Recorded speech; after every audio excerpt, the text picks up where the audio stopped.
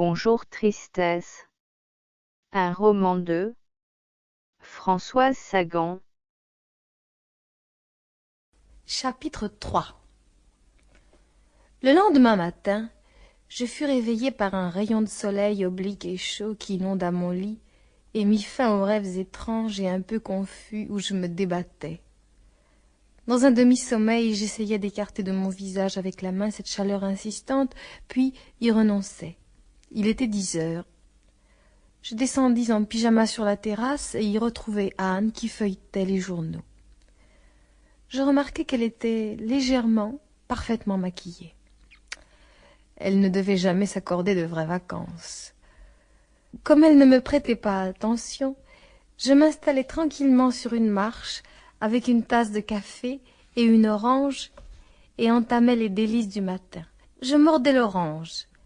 Un jus sucré giclait dans ma bouche. Une gorgée de café noir brûlant aussitôt et à nouveau la fraîcheur du fruit. Le soleil du matin me chauffait les cheveux, déplissait sur ma peau la marque du drap. Dans 5 minutes, j'irais me baigner. La voix d'Anne me fit sursauter. « Cécile, vous ne mangez pas ? Je préfère boire le matin parce que vous devez prendre 3 kilos pour être présentable. Vous avez la joue creuse et on voit vos côtes. Allez donc vous chercher des tartines. » Je la suppliais de ne pas m'imposer de tartines, et elle allait me démontrer que c'était indispensable lorsque mon père apparut dans sa somptueuse robe de chambre à pois. « Quel charmant spectacle, dit-il. 2 petites filles brunes au soleil en train de parler tartines. »« Il n'y a qu'une petite fille, hélas, dit Anne en riant. J'ai votre âge, mon pauvre Raymond. » Mon père se pencha et lui prit la main. « Toujours aussi rosse, dit-il tendrement, et je vis les paupières d'Anne battre comme sous une caresse imprévue. J'en profitais pour m'esquiver. Dans l'escalier, je croisai Elsa. Visiblement, elle sortait du lit, les paupières gonflées, les lèvres pâles dans son visage cramoisi par les coups de soleil. Je faillis l'arrêter, lui dire qu'Anne était en bas avec un visage soigné et net, qu'elle allait bronzer sans dommage, avec mesure. Je faillis la mettre en garde. Mais sans doute l'aurait-elle mal pris. Elle avait 29 ans, soit 13 ans de moins qu'Anne, et cela lui paraissait un atout-maître. Je pris mon maillot de bain et courus à la crique.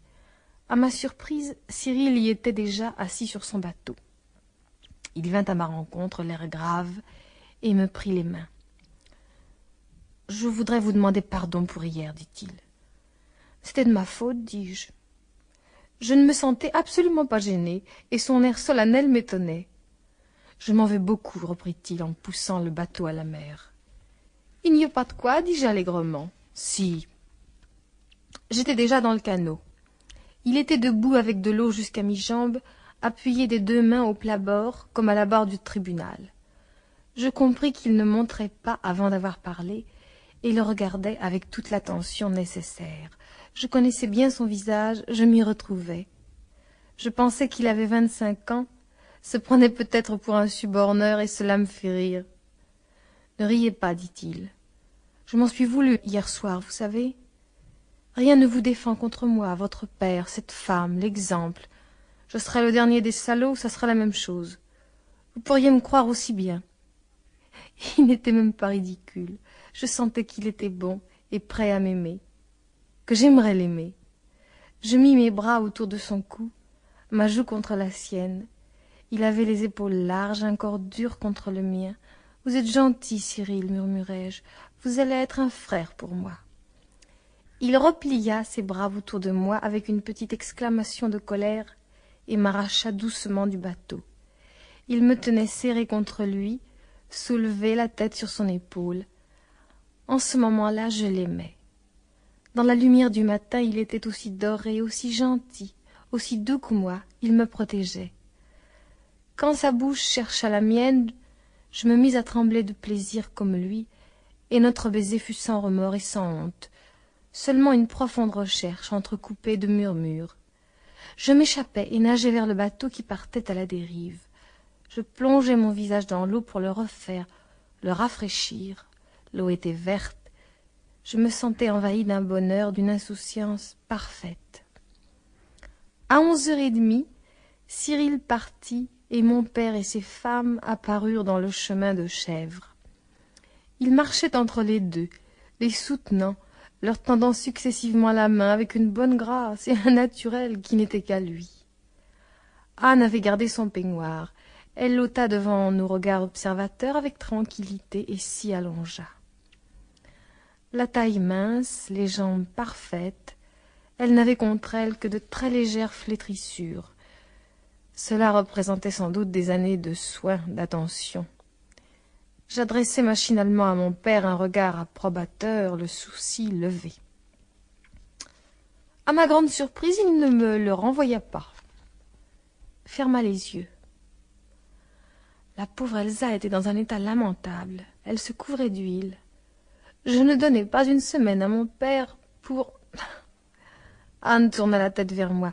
« Cécile, pourquoi vous levez-vous si tôt ici? À Paris, vous étiez au lit jusqu'à midi. »« J'avais du travail, dis-je, ça me coupait les jambes. » Elle ne sourit pas. Elle ne souriait que quand elle en avait envie, jamais par décence, comme tout le monde. « Et votre examen ?»« Loupé, dis-je avec entrain, bien loupé. »« Il faut que vous l'ayez en octobre, absolument. »« Pourquoi ?» intervint mon père. « Je n'ai jamais eu de diplôme, moi, et je mène une vie fastueuse. »« Vous aviez une certaine fortune au départ, » rappela Anne. « Ma fille trouvera toujours des hommes pour la faire vivre, » dit mon père noblement. Elsa se mit à rire et s'arrêta devant nos trois regards. « Il faut qu'elle travaille ses vacances, » dit Anne en refermant les yeux pour clore l'entretien. J'envoyai un regard désespéré à mon père. Il me répondit par un petit sourire gêné. Je me vis devant des pages de Bergson avec ces lignes noires qui me sautaient aux yeux, et le rire de Cyril en bas. Cette idée m'épouvanta. Je me traînai jusqu'à Anne, l'appelai à voix basse. Elle ouvrit les yeux. Je penchai sur elle un visage inquiet, suppliant, en ravalant encore mes joues pour me donner l'air d'une intellectuelle surmenée. « Anne, dis-je, vous n'allez pas me faire ça, me faire travailler par ces chaleurs, ces vacances qui pourraient me faire tant de bien. » Elle me regarda avec fixité un instant, puis sourit mystérieusement en détournant la tête. « Je devais vous faire ça, même par ces chaleurs, comme vous dites. Vous ne m'en voudriez que pendant 2 jours, comme je vous connais, et vous auriez votre examen. » « Il y a des choses auxquelles on ne se fait pas, » dis-je sans rire. Elle me lança un coup d'œil amusé et insolent, et je me recouchai dans le sable, pleine d'inquiétude.